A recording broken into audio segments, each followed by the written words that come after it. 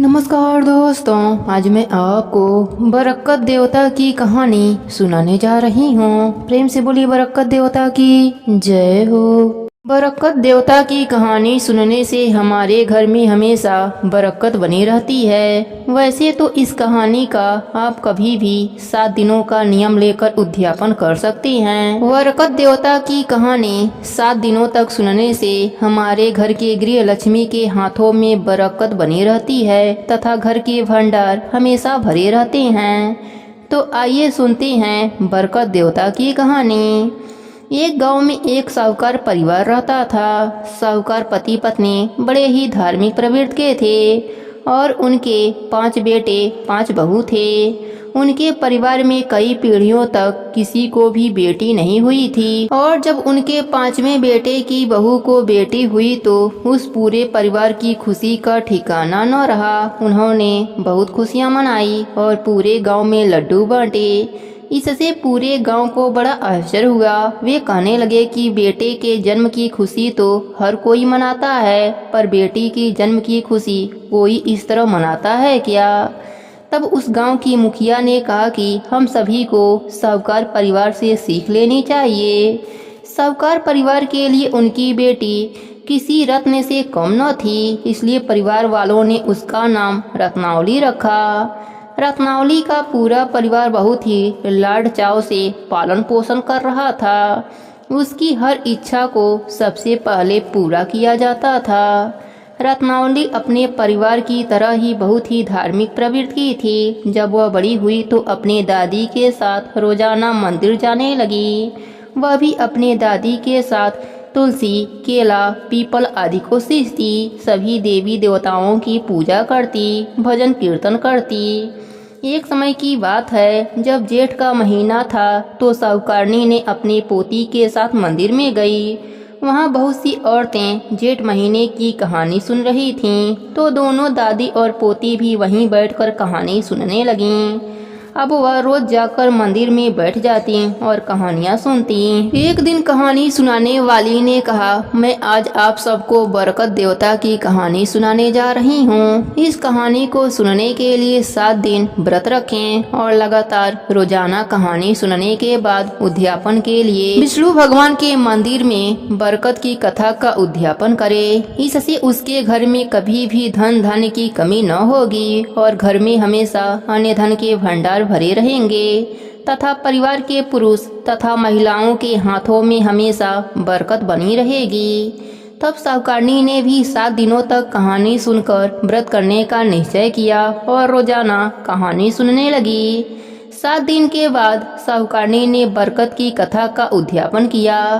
रत्नावली अभी बहुत छोटी थी तो साहूकारनी ने उसके तरफ ध्यान न दिया कि उससे भी उद्यापन करवाना है। धीरे धीरे रत्नावली बड़ी हुई और जब शादी के योग्य हो गई तो परिवार वालों ने अच्छा घर बार देखकर उसका विवाह कर दिया। रत्नावली के ससुराल में 4 जनों का छोटा सा परिवार था, जिसमें सास ससुर, रत्नावली तथा उसके पति थे। जब रत्नावली ससुराल आई और काम का जिम्मा उसे सौंपा गया तथा खाना बनाने का जिम्मा सासू माता ने ले लिया। उसकी सास खाना बनाने के बाद सबसे पहले अपने पति को खाना खिलाती, फिर पुत्र को खाना खिलाती, फिर खुद खाकर बचा हुआ खाना वह रत्नावली को दे देती थी। रत्नावली बचा कुचा खाना खाकर पानी पीकर सो जाती थी। धीरे धीरे रत्नावली कमजोर पड़ने लगी। तब एक दिन रत्नावली के पति ने रत्नावली से पूछा कि हम घर में सिर्फ 4 जने हैं, मैं अच्छा कमाता हूँ, अच्छा खाना बनता है, पर तुम रोजाना कमजोर क्यों होती जा रही हो? तुम्हें किस बात का दुख है, मुझे बताओ। तब रत्नावली बोली कि आपकी माँ आप सभी को तो भर पेट खाना खिला देती हैं, लेकिन मुझे बचा कुचा कढ़ाई का खुरचन परोस देती हैं। मुझे रोजाना भर पेट खाने को नहीं मिलता, इसलिए कमजोर होती जा रही हूँ। तब उसके पति ने कहा, मेरी माँ ऐसा क्यों करेगी? तुम कल से मेरी थाली का खाना खा लेना और तुम्हें जो खाना परोसा जाएगा वह मैं खा लूँगा। दूसरे दिन से रत्नावली का पति कोई ना कोई बहाना लेकर अपने खाने की थाली को कमरे में रखकर रत्नावली को खिला देता तथा उसे जो खाना परोसा जाता वह खुद खा लेता।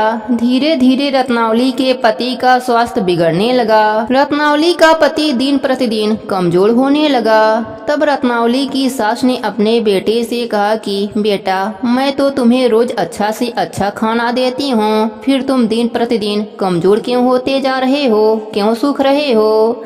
तब बेटा बोला, माँ, मैं रोज बचा खुचा जो तुम रत्नावली को देती हो वही खाता हूँ और मेरे हिस्से का खाना रत्नावली को खिला देता हूँ। जैसा खाना खाऊंगा शरीर भी वैसा ही तो होगा।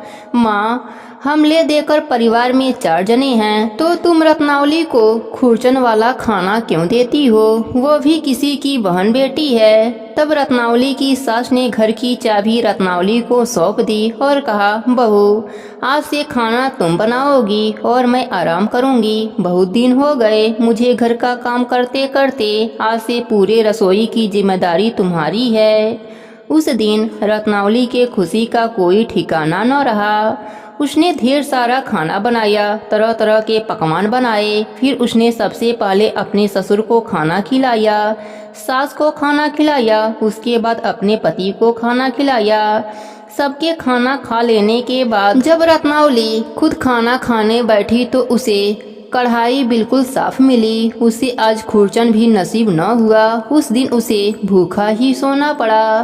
तब उसके पति ने उससे पूछा कि आज तो तुमने खुद खाना पकाया, आज तो तुमने भर पेट खाया होगा।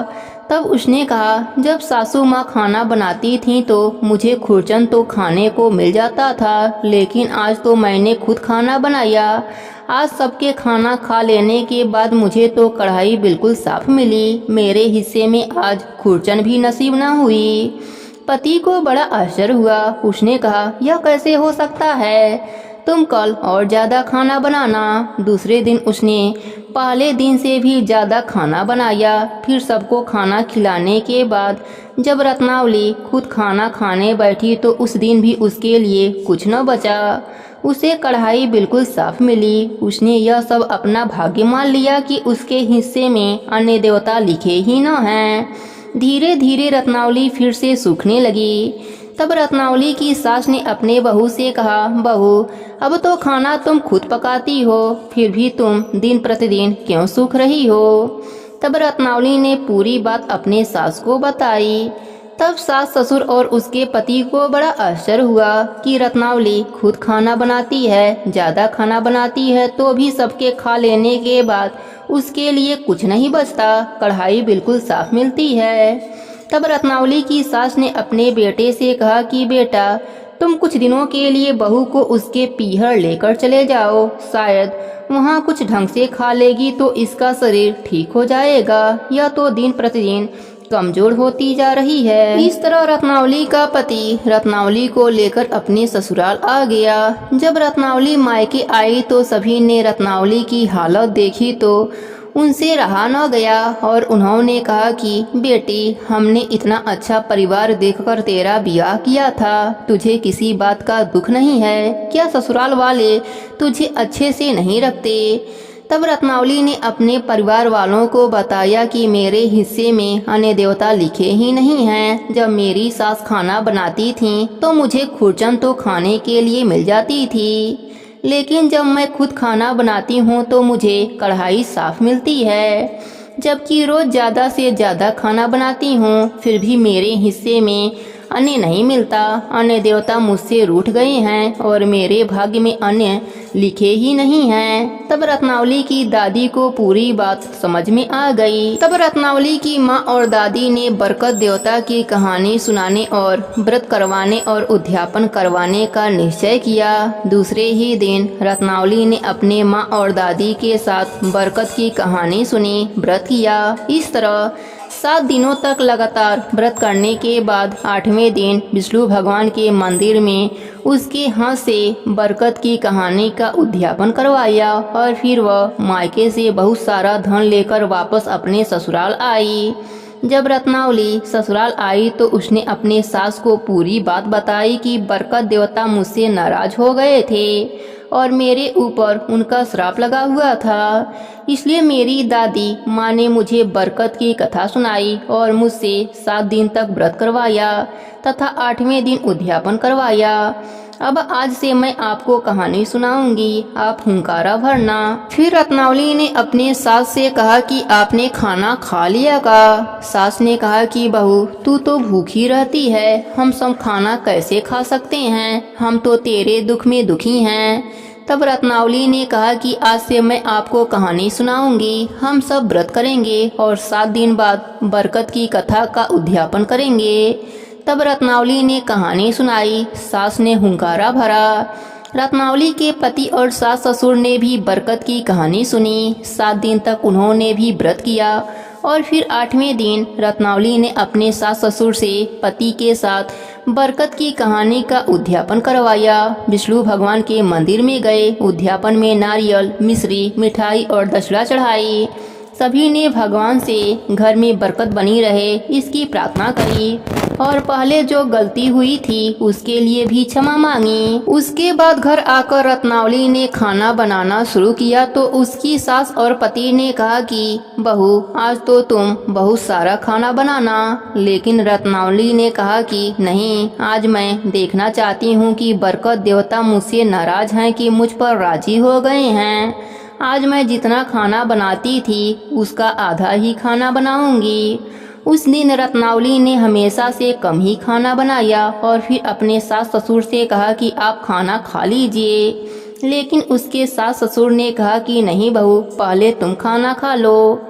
लेकिन रत्नावली ने कहा कि नहीं, पहले आप सब खाना खाइए, उसके बाद मैं खाना खाऊंगी। तब रत्नावली के सास ससुर और पति ने भर पेट खाना खाया। उसके बाद जब रत्नावली खाना खाने बैठी तो अभी भी बहुत सारा भोजन बचा था। उस दिन से रत्नावली ने भर पेट भोजन करने लगी। बरकत देवता रत्नावली पर राजी हो गए। हे बरकत देवता, जैसे आपने रत्नावली पर अपनी कृपा करी, उसके घर में अन्न धन का भंडार भरा, वैसे ही अपने सभी भक्तों पर अपनी कृपा बनाए रखना। कहानी अधूरी हो तो पूरी करना, पूरी हो तो मान रखना।